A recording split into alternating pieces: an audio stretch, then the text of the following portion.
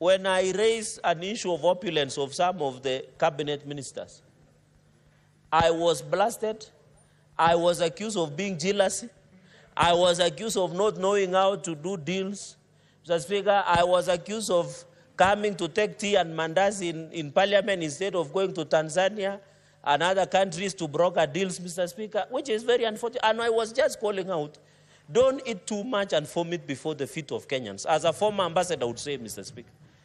Even in my culture, where I come from, you don't eat and open your shirt. It is a culture, Mr. Speaker. And I called out, and you remember, I was being blasted left, right, and center, Mr. Speaker, and I warned them that if this trend of displaying opulence by members of parliament and some cabinet ministers without humility, and I'm happy, Mr. Speaker, for the last 2 weekends, at least the quality of hair has improved.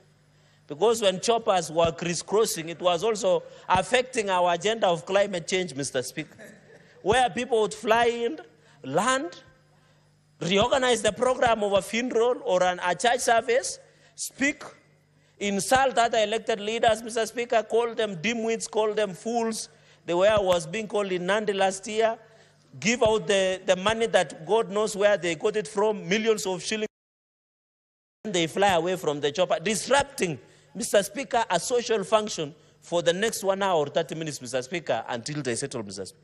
So the issue of corruption, and I think, Mr. Speaker, as a proposal to the President and EACC, Mr. Speaker, we must start doing lifestyle audits to all of us, state officers and all governors.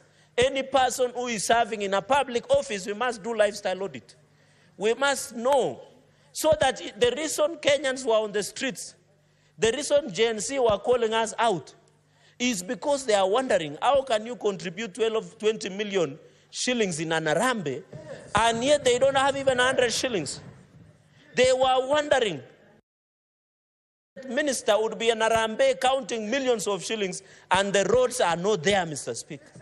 And the water is not there, Mr. Speaker. So they are wondering, we are telling them the economy is bad, but we preside an Arambe worth millions of shillings, Mr. Speaker. It is not bad to do an Arambe. It is not bad to help people, but we must do their, and I'm telling you, I know some people, even who had bought shirts for funerals, dark suits, because their only thing was just, when they hear social function, Senator Sifuna, they appear. But they have never visited the bad roads that are in our counties, or look even at the water, Mr. Speaker. But they will find time to go and insult other leaders, Mr. Speaker. I think corruption also is not doing your job, Mr. Speaker.